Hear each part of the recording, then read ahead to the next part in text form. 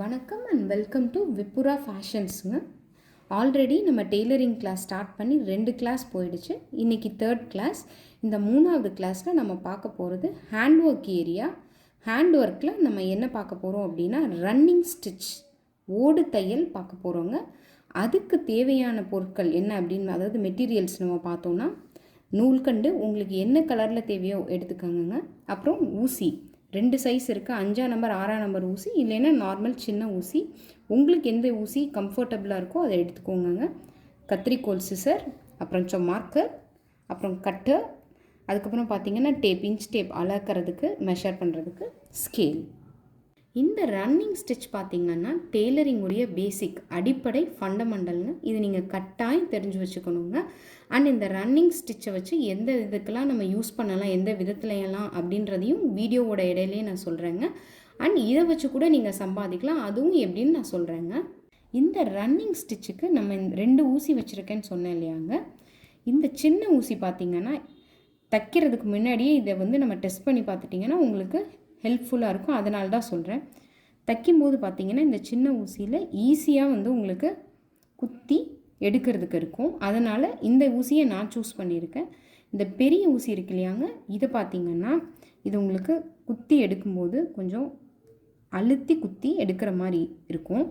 அதனால் நான் இந்த ஊசி சூஸ் பண்ணலைங்க. உங்களுக்கு ஒரு வேளை இதுவே கம்ஃபர்டபுளாக இருக்குன்னா நீங்கள் இந்த ஊசியவே தேர்ந்தெடுத்துக்கோங்க. நான் இன்றைக்கி இந்த ரன்னிங் ஸ்டிச் ப்ராக்டிஸ் பண்ணுறதுக்கு இந்த லைனிங் கிளாத்தை சூஸ் பண்ணியிருக்கேங்க.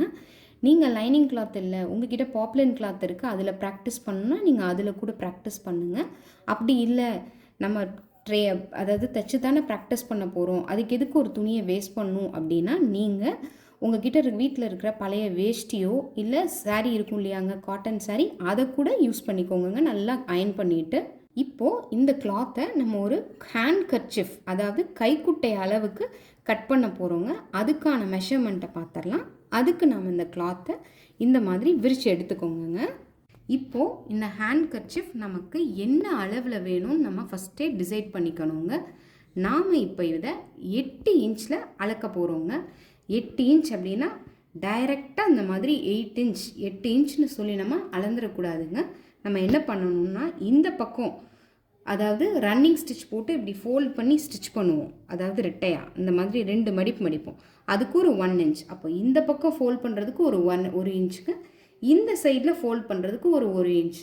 அப்போது 8 இன்ச்சில் 2 பக்கமும் ஒரு இன்ச் ஃபோல்ட் பண்ணுறதுக்குன்னா 2 இன்ச் தேவைப்படும். அப்போ 8 இன்ச் ப்ளஸ் 2 இன்ச் ஆட் பண்ணிங்கன்னா 10 இன்ச். ஸோ நம்ம 10 இன்ச்சாக அளந்து எடுக்க போகிறோங்க. அதாவது இந்த அகலம் பிரெத்லேயும் 10 இன்ச் எடுக்கணுங்க. அதே மாதிரி இந்த உயரம் ஹைட் இருக்கு இல்லையா, ஹைட்லேயும் 10 இன்ச் நம்ம அளந்து எடுக்க போகிறோம். அதாவது சம சதுரமாக இந்த பக்கமும் 10 இன்ச், இந்த பக்கம் உயரத்துலேயும் 10 இன்ச்சுங்க. நம்ம அகலத்தில் 10 இன்ச் மார்க் பண்ண போகிறோங்க. அதாவது பிரெத்தில் இந்த இடத்துல ஒரு மார்க் பாருங்கள், 10 இன்ச்சில் வச்சு இங்கே ஒரு மார்க். அடுத்து இப்போது ஹைட்லையும் எக்ஸாக்டாக 10 இன்ச் ஒரு மார்க். இப்போது இதை நம்ம ஸ்கொயர் பீஸாக மார்க் பண்ணி கட் பண்ணணுங்க. அதே 10 இன்ச் இந்த சைட்லேருந்து வருதா அப்படின்னு இங்கேயும் பார்க்கணும். அப்போது இந்த இடத்துல தான் இந்த 10 இன்ச் வருதுங்க, இங்கே 10 இன்ச். ஸோ இங்கே டு இங்கே இப்படி கட் பண்ணணும். அடுத்து இதே 10 இன்ச் இந்த இடத்துலையும் வருதா, இங்கேயும் ஒரு மார்க் பண்ணிக்கணுங்க. இப்போது இந்த 10 இன்ச் அதே மாதிரி இந்த இடத்துல இருந்தும் வருதான்னு பார்க்கணும். எக்ஸாக்டாக நமக்கு வந்துருச்சு. இப்போது இங்கே டு இங்கே, அப்புறம் இங்கே டு இங்கே நம்ம கட் பண்ணிடலாங்க. இப்போது நம்ம ஒரு லைன் மார்க் பண்ணிக்கலாங்க. அந்த மார்க் பண்ணோம் இல்லையா, அந்த இடத்துல இருந்து எக்ஸாக்டாக அதே மாதிரி இந்த சைட்லேயும் லைன் மார்க் பண்ணிக்கலாங்க கட் பண்ணுறதுக்கு முன்னாடி. எதுனாலன்னா நமக்கு ஸ்ட்ரைட்டாக இருக்கணும்.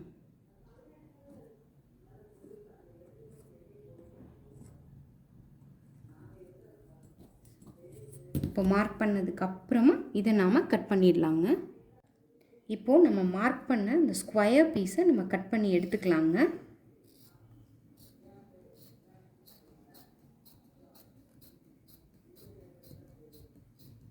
இந்த மாதிரி கொண்டு போய் எக்ஸாக்டாக நிறுத்திட்டு, கிளாத்தை உங்களுக்கு கம்ஃபர்டபுளாக இல்லைன்னா இந்த மாதிரி உங்களுக்கு ஏற்றாப்புல டேர்ன் பண்ணிக்கங்க. இப்படி டேர்ன் பண்ணிவிட்டு நீங்கள் பிகினராக இருக்கும்போது இப்படி கட் பண்ணிக்கோங்க.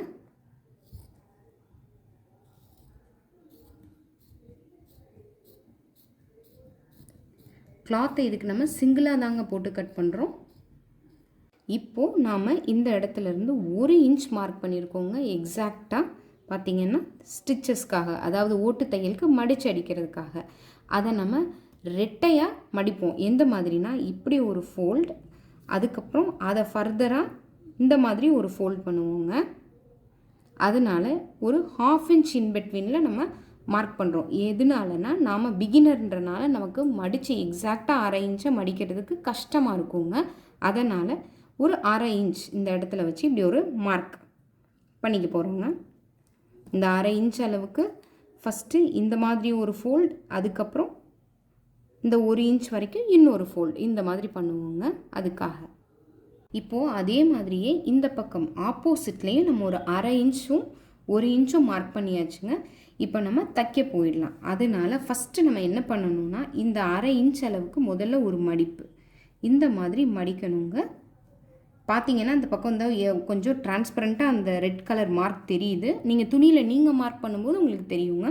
இப்படி மார்க் பண்ணிவிட்டு, அதாவது இந்த மாதிரி துணியை இப்படி மடிச்சுட்டு இப்படி ஒரு நெயில் லைன் இந்த மாதிரி ப்ரெஸ் பண்ணி விட்டுக்கோங்க. எதுக்குன்னா நகலாமல் எக்ஸாக்டாக அந்த மடிப்பு அப்படியே நிற்கும். அதுக்காக இப்படி அழுத்தி விட்டுக்கோங்க. அதுக்கப்புறமா திருப்பி இன்னொரு ஃபோல்டு, அந்த இன்னொரு 1 இன்ச் மார்க் பண்ணோம் இல்லையா, அது வரைக்கும் இந்த மாதிரி ஒரு ப்ரெஸ், இதே மாதிரியே ப்ரெஸ் பண்ணி கொடுத்துட்டு வந்துடுங்க. ஊசியில் நூலை கோர்க்கறதுக்கு முன்னாடி இந்த எட்ஜை இந்த மாதிரி கட் பண்ணிக்கோங்க. ஏன்னா அதில் பிசுறாயிருக்கும் நூல், அது உங்களுக்கு பார்த்திங்கன்னா கோர்க்கறதுக்கு சிரமமாக இருக்கும். அதனால் இந்த மாதிரி கட் பண்ணிக்கோங்க. கட் பண்ணதுக்கப்புறமா நூலை ஊசியில் கோர்த்துருங்க. நூல் கோர்த்ததுக்கப்புறமா எந்த அளவுக்கு தேவையோ அந்தளவுக்கு நூல் எடுத்துக்கோங்க. நீங்கள் ஆரம்பத்தில் நிறைய நூல் எடுக்காதீங்க. ஏன்னா ரொம்ப லென்த்தாக நூல் எடுத்துட்டிங்கன்னா என்ன ஆகும்னா உங்களுக்கு அது முடிச்சு விழுந்துடும் நீங்கள் தைச்சிட்ருக்கும் போது. அப்புறம் திருப்பி நீங்கள் முதலேருந்து தைக்கிற மாதிரியா இருக்கும். அதனால் கொஞ்சம் சின்னதாகவே எடுத்துக்கோங்க. ரொம்ப நீளமாக லென்த்தாக எடுத்துக்காதீங்க. ஊசியில் இந்த மாதிரி நூலை கோர்த்ததுக்கு அப்புறமாங்க அந்த நூலுடைய 2 எட்ஜ் இருக்கும் பாருங்கள், 2 நூல் தெரியும். அந்த 2 நூலையும் இந்த மாதிரி எடுத்து டைட்டாக இப்படி கையில் பிடிச்சிட்டு இப்படி 2 3 இல்லை 4 சுற்று உங்களுக்கு தேவைக்கேற்றாப்பில் சுற்றிட்டு இப்படி இந்த மாதிரி பண்ணினீங்க, உருட்டினீங்கன்னா இந்த மாதிரி வந்துடும். இந்த மாதிரி ரொட்டேட் பண்ணிவிட்டு திருப்பிட்டு இப்படி இழுத்திங்கன்னா ஒரு நாட் விழுந்துருங்க உங்களுக்கு. இப்போது நம்ம ஆல்ரெடி இந்த மாதிரி மடித்து வச்சுருக்கோம் இல்லையாங்க, இந்த துணியை இப்படி எடுத்து இந்த ஊசியை இப்படி எடுத்துக்கோங்க. எடுத்து அடியிலிருந்து நம்ம ஆல்ரெடி நாட் போட்டோம், இப்படி தைக்க நம்ம எடுத்துடலாங்க. எடுத்ததுக்கப்புறமா திருப்பி இந்த ஊசி என்ன பண்ணுங்கன்னா இந்த மாதிரி இப்படி குத்துங்க. மே வழியிலேருந்து குத்திட்டு திருப்பி இதே மாதிரி அடி வழியிலேருந்து எடுங்க. எடுக்கும்போது கொஞ்சம் கவனமாக இருங்க. ஏன்னா அடியில் இருக்க விரல்லையோ இல்லை மேலே இருக்கிற இந்த விரல்லையோ நீங்கள் குத்துறதுக்கு வாய்ப்பு அதிகம்.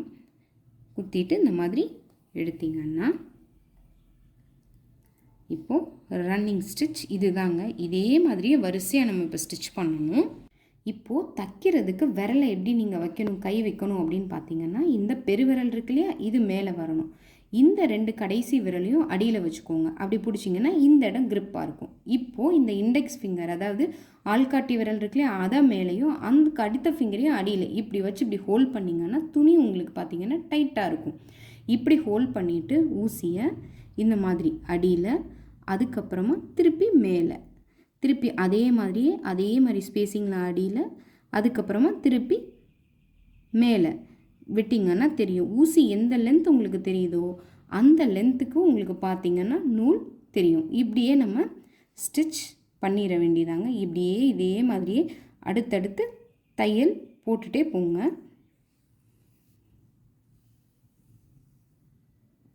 இப்போது அதே மாதிரி ஈக்குவல் ஸ்பேஸிங் விட்டு நீங்கள் அதே மாதிரியே தைச்சிட்டு வாங்க. அண்ட் தைக்கும்போது ஒரு விஷயத்த நல்லா நோட் பண்ணுங்கள். ரொம்ப மேலேயும் தையல் போயிடக்கூடாது, ரொம்ப கீழேயும் தையல் போடக்கூடாது. அதாவது இந்த எட்ஜுக்கு கொஞ்சம் மேலே வச்சு நீங்கள் தையலை யூனிஃபார்மாக போட்டுட்டு வாங்க. இந்த மாதிரி இது பண்ணதுக்கப்புறமா கீழேருந்து நீடில் இப்படி ஒரு தள்ளினீங்கன்னா நீடில் மேலே வந்துடும். சிம்பிளாக ஈஸியாக இப்படி எடுத்துடலாங்க. இப்போது நாம் இந்த எட்ஜ் கிட்ட வந்துட்டோங்க இன்னொரு இறுதி பகுதிக்கு. அப்போ இந்த இடத்துல ஒரு 1/2 இன்ச்சுக்கு அதே மாதிரியே மார்க் பண்ணிவிட்டு இப்படி ஒரு ஃபோல்டுங்க. அதுக்கப்புறம் ஃபர்தராக அதை இந்த மாதிரி இன்னொரு ஃபோல்டு, இன்னொரு மடிப்பு மடித்து நம்ம எப்படி நெயில் லைன் கொடுத்தோமோ அதே மாதிரியே கார்னர் முடிவு வரைக்கும் ஒரு நெயில் லைன் கொடுத்துருங்கங்க, துணி ஸ்டிஃபாக இருக்கிறதுக்காக. இப்போது நாம் இந்த 2 இதையும் சேர்த்து வச்சு இந்த எட்ஜை எப்படி ஸ்டிச் பண்ணணும்னா இந்த இடத்துல வச்சு ஒரு இப்படி ஸ்டிச் பண்ணிவிட்டு த்ரெட்டை எடுத்துக்கோங்க.